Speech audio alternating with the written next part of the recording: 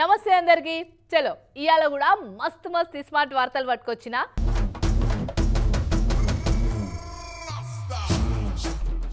ఆహా, యాదగిరి నరసింహస్వామి స్వర్ణ గోపురాన్ని చూస్తందుకు రెండు కళ్ళు సరిపోవేమో అనిపిస్తుందిలా. నిన్న సీఎం రేవంత్ రెడ్డి సారు దగ్గరుండి బంగారు గోపురాన్ని ఆవిష్కరించే కదా. చుట్టూ కట్టిన పరదాలు గుంజుతుంటే దగదగ మెరుసుకుంటా ఎంత ముద్దుగా అవుపడ్డదో చూడుర్రి మీరు కూడా. సరిగ్గా పగటీలు 4 నిమిషాలు తక్కువ 12 కొట్టంగా ఇంటామెతోటి కలిసి వచ్చిన సీఎం రేవంత్ సార్ ఇట్లా స్వర్ణ గోపురం చుట్టూరం కట్టిన పరద బట్టను గుంజి గోపురాన్ని ఓపెనింగ్ చేసింది. ఇట్లా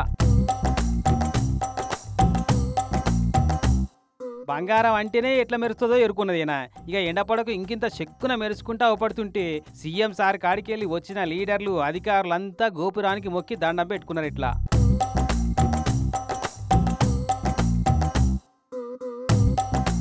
చక్కగా మెట్లెక్కి గోపురం మీదకి పోయి రాడికెళ్ళి పవిత్ర నదులకెళ్ళి మహాకుంభమేళ త్రివేణి సంగమంకెళ్ళి తెచ్చిన నీళ్లతోటి విమాన గోపురానికి అభిషేకాలు చేసి పూలు చల్లిర్రు.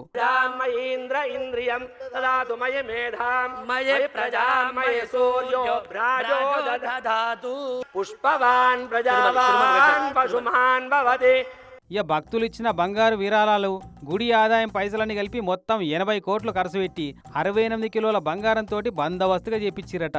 50 అడుగుల మీదున్న ఈ విమాన గోపురానికి తొడుగులు ఎట్లా మెరుస్తుందో చూడు.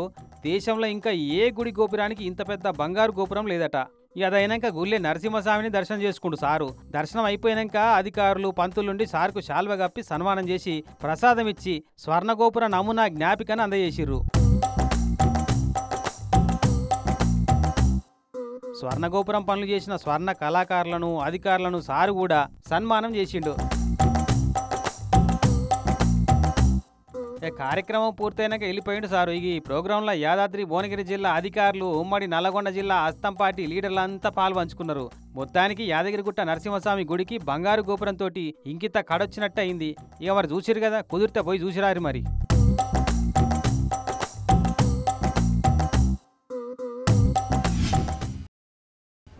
అదేందో గాని కొంతమందికి జీవితం పరీక్ష పెడుతుంటదుల్లా. లేకపోతే ఏం పని ఉండదు, ఉంటే ఒక్కపారే 2-3 ఇంపార్టెంట్ పనులు పడతాయి. ఆ పనులు కూడా ఎంత ఇంపార్టెంట్ ఉంటాయి అంటే రేపటికి వాయిదా వేయలేనంత ఇంపార్టెంట్ పనులు అయి ఉంటాయి. సరిగ్గా అసుంటి పరిస్థితే ఎదురైంది గ్రూప్ 2 పరీక్ష రాయాల్సిన గీ పెండ్లి పిల్లకు. నిన్న లాస్ట్కి ఏమైందంటే నెత్తి మీద అప్పుడే పెట్టిన జీలకర్ర బెల్లం, పెళ్లి బట్టలు, మెడలనేమో అప్పుడే కట్టిన పుస్తల తాడు. అక్క పేరు మమతనట. చిత్తూరులో ఉండే ఈ అక్కకు తిరుపతి పద్మావతి మహిళా డిగ్రీ కాలేజ్లా గ్రూప్ 2 ఎగ్జామ్ సెంటర్ పడితే అప్పుడే పిలగాంతోటి పుస్తే కట్టించుకొని చీర మార్చుకునేటంత టైం కూడా లేదని అట్టనే ఉరికొచ్చిందట పరీక్షకు.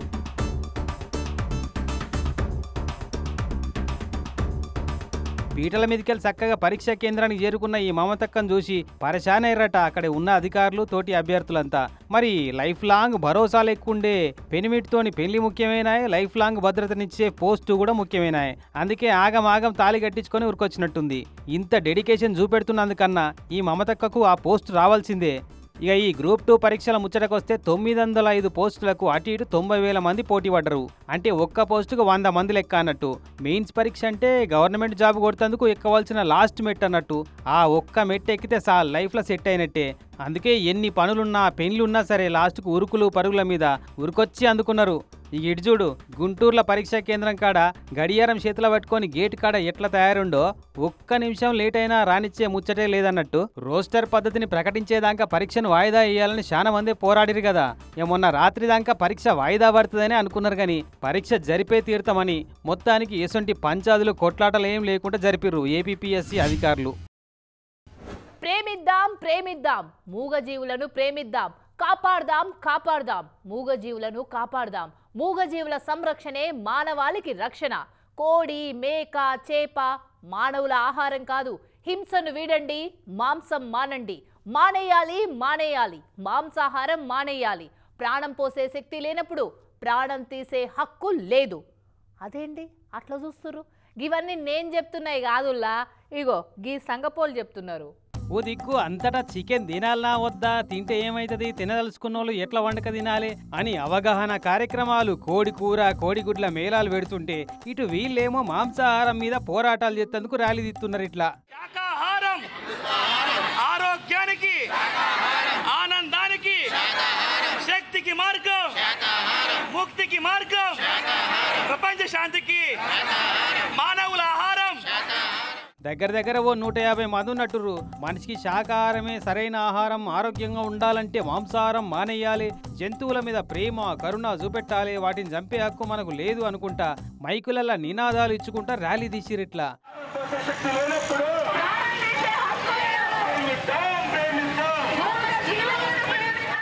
మరి మాంసంలోనే మంచి ప్రోటీన్లు ఉంటాయంట, మనిషికి కావాల్సిన మాంసకృతులన్నీ జంతువులలోనే ఎక్కువ ఉంటాయట కదా అని అడిగితే మనకు వరల్డ్ హెల్త్ ఆర్గనైజేషన్ చెప్తుంది మాంసాహారం తినడం వల్ల 159 రోగాలు వస్తున్నాయని. సో అందుకు తెలిసి కార్పొరేట్లో మనము డబ్బులు పెట్టి మంచాల అవడం తప్ప ఏమీ లేదు. పిరమిడ్ స్పిరిచువల్ సొసైటీ సంగపోలట వీళ్ళంతా. సిటీ మెహదీపట్నం, గుడిమల్కాపూర్, కార్వాన్, ఆసిఫ్ నగర్ ఏరియాలలో తీసిరు నిన్న ఈ ర్యాలీ. మరి తినకుండా ఉండాలంటే ఎట్లా అని అడిగితే ధ్యానం చేయాలన్నట, సంకల్ప శక్తి ఆత్మవిశ్వాసం పెంచుకోవాలి అని అంటూరు. ప్రాణం పోసే హక్కు లేనప్పుడు ప్రాణం తీసే హక్కు కూడా మనకు లేదు. శాకాహార జగత్గా మారాలన్నదే మా సంకల్పం. అది ముచ్చట. మరి ఏం తినాలనో ఏం బంద్ చేయాలనో, ఏది మంచిదో ఏది చెడ్డదో తెలియక చాలా పెద్ద సిక్కు వచ్చింది నడిమిట్ల జనాలకైతే. మానవుల ఆహారం ఏ జీవి చంపే హక్కు. చిన్నప్పుడు మనమంతా మట్టితోటి మంచిగా ఆడుకునేటోళ్ళం. మట్టిలో నీళ్లు పోసి పిసుకుంటా బొమ్మరిల్లు కట్టుకునేటోళ్ళం. అబ్బా ఎంత కమ్మటి వాసన వస్తుండేనో మట్టిలో నీళ్లు కలిపితే. కొందరైతే ఆ మట్టిని తినేటోళ్ళు కూడా. కానీ ఇప్పటి పిల్లగాళ్లకు మట్టితోటి ఆడుకున్నాడు కాదు, అసలు మట్టిని ముట్టుకునే పరిస్థితి కూడా లేకుండా పోయింది. పొరపాటున చేతికి గింత మట్టి అంటితే పాపం, అమ్మో మళ్ళా మట్టిలో ఆడుకున్నావా అని కొడతారు తల్లులు. ఇక సిటీలోనైతే మరీ అద్మానం, మొత్తం సిమెంట్ రోడ్లు బండలే నాయే. ఈ ఏడ మట్టి దొరుకుతుంది వాళ్ళకు. ఇందుకీ ఈ మట్టి కహాని ఎందుకు చెప్తున్నానంటే ఇగో గిందుకు. ఓం బ్రహ్మదేవాయ నమః.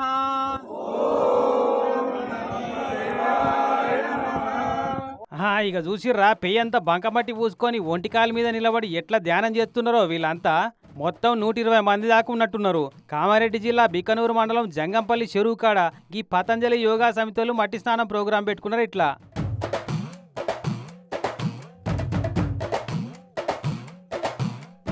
ఏం కష్టపడతారు తీయ అన్నలు. మోకాల మీద కాలు పెట్టి నిలబడి రాకుంటే కామ్గా 2 కాళ్ళ మీద నిలబడుర్రి. పొద్దుగా తీస్తావా? 2 నిమిషాలే చక్కగా నిలబడొత్తలేదు. ఇక పొద్దు కదానికి ఏడు నిలబడతారు కానీ. ఇంతకీ మట్టి పూసుకునే కాన్సెప్ట్ ఏందో చెప్పరాదు రామరెడ్డి అన్న. బీపీ ఉన్నా, షుగర్ ఉన్నా, మలబద్ధకం ఉన్నా, ఇవన్నీ రోగాలంట సర్వ రోగ నివారణగా కూడా మన చెప్తా ఉన్నాం. ఇన్నరా, ఏడాదికి ఓ 2-3 మాటలు ఇట్లా చేస్తే బీపీ, షుగరు, మలబద్ధకం అసలు రోగాలు అన్నీ పోతాయట. చర్మం మీద ఉండే చెమటరంధ్రాలు మంచిగా తెలుసుకుంటాయట. ఇక నిజంగా ఇట్లా చేస్తే అవన్నీ రోగాలు మాయమైతే అంటే 3 మాటలైందే 30 మాటలు చేసేటోళ్ళు కూడా ఉంటారు. ఇన్నరు కదా ఈ కామారెడ్డి యోగా సంఘ పోలు చెప్పిన ముచ్చట. మరి మీ ఊళ్ళో కూడా చెరువు మట్టి పూసుకొని ట్రై చేయరు ఇక మీరు కూడా.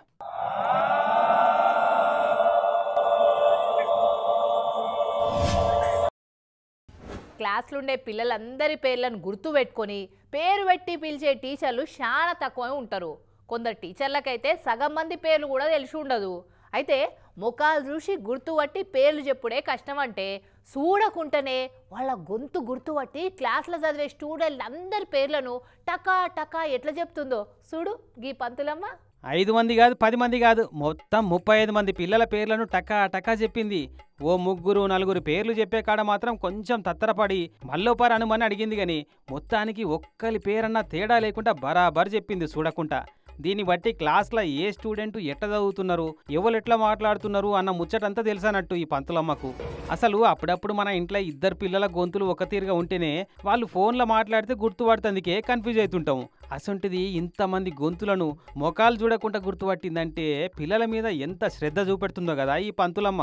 గిట్లుండాలి టీచర్లు అంటే అని మస్తు తారీఫ్ చేస్తున్నారు సోషల్ మీడియాలో ఈ టీచర్ అమ్మ వీడియో చూసిన నెటిజన్లంతా. ఇక ఈ వీడియో చూసి కొందరైతే అరే అచ్చం మా టీచర్ కూడా గిట్టనే అందరినీ పేరు పెట్టి పిలుస్తుండే, మా సార్ అయితే బల్లె చదువుకున్న పిల్లలందరినీ పేర్లు పెట్టి పిలుస్తుండే అని చిన్నప్పుడు వాళ్ళకి చదువు చెప్పిన సార్లు టీచర్లను యాద్ చేసుకుంటున్నారు.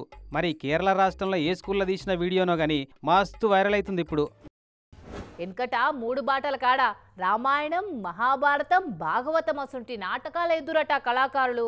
సినిమాలు, టీవీలు వచ్చినాక ఆ వీధి నాటకాలు, స్టేజ్ నాటకాలు అన్నీ బంద్ అయిపోయినాయి. జనాలు కూడా మర్చిపోయారు. అయితే మర్చిపోతున్న ఆ కళను జనాలకు చూపెడుతందుకో ఏమో గాని గా జయశంకర్ భూపాలపల్లి జిల్లాల రామాయణ నాటక వేసిరట కొందరు కళాకారులు. పారి ఏషాలు మంచిగా కుదిరినాయా లేదా చూద్దాం.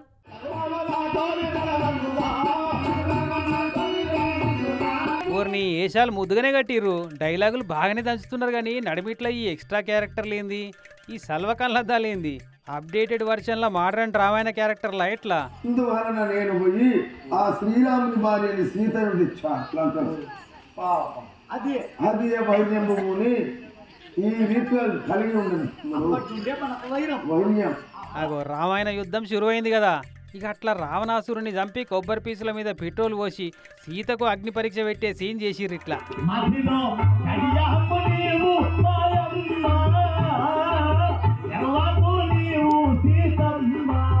అదైనాక పట్టాభిషేకం సీన్ పూర్తి చేసి రామాయణ నాటకాన్ని పూర్తి చేయగానే కింద కూర్చొని చూసిన ప్రేక్షకులంతా దుమ్ము దులుపుకొని ఎక్కడోళ్ళక్కడ పోయిర్రు. ఇక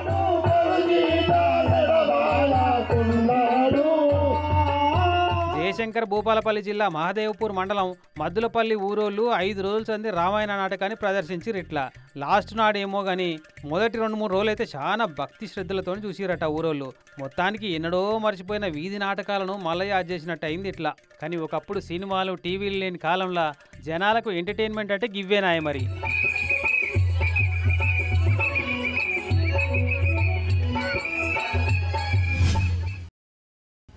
స్టాలిన్ సినిమాల ముక్కు ముఖం తెలవని ఎవరన్నా ఓ ముగ్గురికి సాయం చేసి వాళ్ళ దగ్గర తిరిగి ఏం ఆశించకుండా వాళ్ళను ఒక్కొక్కలను మళ్ళొక ముగ్గురికి సాయం చేయమని కోరుతాడు హీరో చిరంజీవి.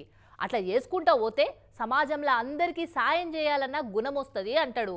ఇంతకా స్టోరీ ఎందుకు చెప్తున్నానంటే నిన్న మన మన్ కీ బాత్ల ప్రధానమంత్రి మోడీ సార్ కూడా సేమ్ గసుంటి ఛాలెంజే ఇస్తుండట ఓ 10 మందికి. చూడురి ఏందో అది.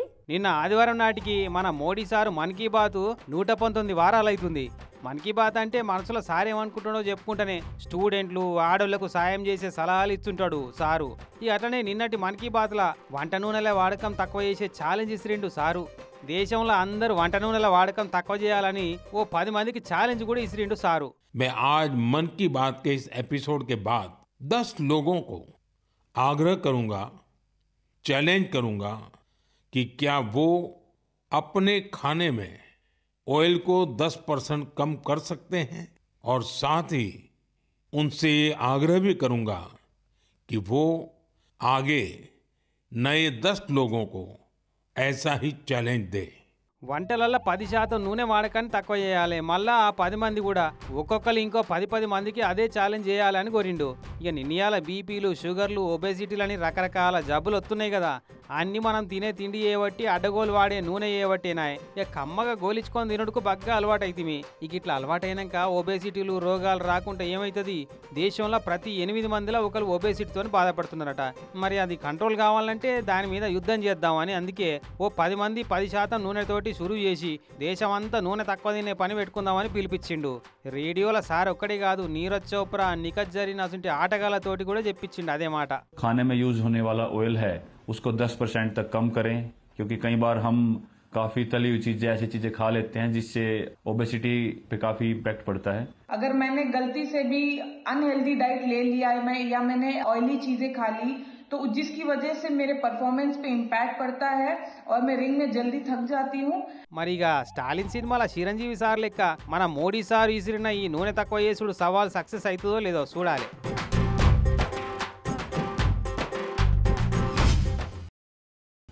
ఆడవిల పెళ్లి చేసేటోళ్ళు ఎంత పైలంగా ఉంటారులా. పిల్లగాన్ని సెలెక్ట్ చేసేట్లా పెళ్లి సంబంధం మాట్లాడుకొని పిల్లగాడు మంచోడా కాదా అని అరుచుకుంటారు. పిల్ల మెడల తాళి కట్టే టైం దగ్గర పడ్డా సరే పిల్లగాడు మంచోడు కాదు అన్న సంగతి బయట పడ్డదంటే పీటల మీద పెళ్ళైనా క్యాన్సిల్ చేస్తారు పిల్లోలు. కానీ ఈ కథ ఉల్టా ఉంది. చూడురి ఏడనో. స్టేజ్ మీద పిల్లని లగ్గం చేసుకుంటందుకు తయారైన పెళ్లి కొడుకు, ఆ పెళ్లి కొడుకును పట్టుకొని గల్లబట్టి గుంజుతున్న గీవెనేమో వాణ్ణి ప్రేమించిన లవరట. అరే నన్ను కాదని ఎట్లా పెళ్లి చేసుకుంటావురా, మరి నా బతికేం కావాలి అని నిలదీస్తుంది. పిల్ల అంతగానం మొత్తుకుంటున్నా కుక్కిన పెయిన్ లెక్క కిక్కురు మంటలేడు. వాడు కాదని కూడా అంటలేడు. ఇంతలనే పిల్లోల సుట్టపోళ్ళు పిలగానోళ్ళ సుట్టపోళ్ళంతా ఒక్కటే వచ్చిన ఈమె మీద ఉల్టాకారమయ్యారు. మావో నిన్ను ప్రేమించుండు అనేందుకు సాక్ష్యం చూపెట్టు చాలా నడివిడికేళ్ళని దబాయించేలా కొట్టిరు పాపం. మొత్తానికి పిల్లని అడికేళ్ళు పంపించి పిల్లగాని పెళ్ళి అయితే పూర్తి చేసిరు. అసలు అంతమందిలో ఓ ఆడవిళ్ళు వచ్చి వాడు నన్ను ప్రేమించుండు అని చెప్పిందంటే అంతో ఇంతో నిజం ఉంటుందన్న సోయి కూడా లేకుండా ఎట్లా పెళ్లి చేసిర్రో చూడు. ఏందో ఈ బీహార్ వాళ్ళు అయితే అంతా ఉల్టానే ఉంటుంది వీళ్ళ తాన అన్నట్టు ఇది బీహార్ రాష్ట్రం చాపరా జిల్లాలో జరిగిన ముచ్చట. ఛాంపియన్స్ ట్రోఫీ క్రికెట్ టోర్నమెంట్లో రాత్రి పాకిస్తాన్ ఇండియాకు మ్యాచ్ అయ్యే కదా. గెలుపోటంల సంగతి పక్కన పెడితే అసలు ఆ మ్యాచ్కు ముందు చూడాలే మనోళ్ళే గెలవాలని ఇటు ఇండియాలా, మా ఓళ్ళే గెలవాలని అటు పాకిస్తాన్లా పూజలు హోమాలు ప్రార్థనలు ఆఫర్లు అబ్బో చిన్నగా నడిచినాయా. ఏమేమి నడిచినాయో చూద్దాం పారి. క్రికెట్ ఆడే కతిమ దేశాల నడుమ మ్యాచ్లు ఒగెత్తైతే ఈ ఇండియా పాకిస్తాన్ల నడుమ అయ్యే మ్యాచ్ ఇంకో ఎత్తనాలే. మరి అట్లుంటాయి మన రెండు దేశాల నడుమ టెన్షన్లు. ఈ అసలు ముచ్చట ఏంటంటే మ్యాచ్ మనవులు గెలవాలని చిన్న పిల్లగాల కాడికెళ్ళి పెద్దోళ్ళ దాకా పూజలు హోమాలు హారతులు ఎట్లా నడిచినాయి చూడు. యూపీ ఫిరోజాబాద్ లా క్రికెట్ అకాడమీలో ట్రైనింగ్ తీసుకునే ఈ సంటోళ్ళు అంతా కూడా క్రికెట్ పిచ్ మీదనే హోమం చేసిరు. ఇట్లా ఇక ప్రయాగ్రాజ్లనేమో గంగా హారతులు ఇచ్చి ప్రార్థనలు చేసిర్రు. ఇటు వారణాసి కాడ కూడా ప్రార్థనలు బాగానే నడిచినాయి. అటు పాకిస్తాన్ వాళ్ళే మన తక్కువనా మా ఊళ్ళే గెలవాలి అని ప్రార్థనలు చేసిరట. ఈ మిఠాయి దుక్న పైన అయితే ఫ్రీగా గులాబ్ జాములే వంచుతానే ఆఫర్ ఇచ్చిండు జనాలకు. ఇక సింధు ప్రావిన్స్ గవర్నర్ అయితే ఏకంగా ₹1 కోటి నజరానా ప్రకటించిండు పాకిస్తాన్ జట్టోళ్లకు. కానీ లాస్ట్ కు మనోళ్ళ మొక్కలే ముంగడబడ్డాయి. వారు వన్ సైడ్ అన్నట్టు ఆడి సెంచరీ కొట్టి గెలిపించిండు విరాట్ కోహ్లీ అన్న. ఇక పెద్దగేం పోటీ ఇయ్యకుంటేనే చేతులు ఎత్తేసి మిఠాయి దుక్న పైనకు ఫ్రీగా గులాబ్ జాములు వంచే ఖర్చు సింధు ప్రావిన్స్ గవర్నర్ కు ₹1 కోటి ఇనాం ఖర్చు 2 తప్పించారు పాకిస్తాన్ జట్టోళ్ళు. ఇవాళ ఈరోజు మీ శ్రీయత పట్టుకొచ్చిన ఈ స్మార్ట్ ముచ్చట్లు మస్తు మస్తు వార్తలతో మళ్ళీ వస్తా. అదో దాకా ఏం చేస్తారు చూస్తూనే ఉండండి TV9. నమస్తే.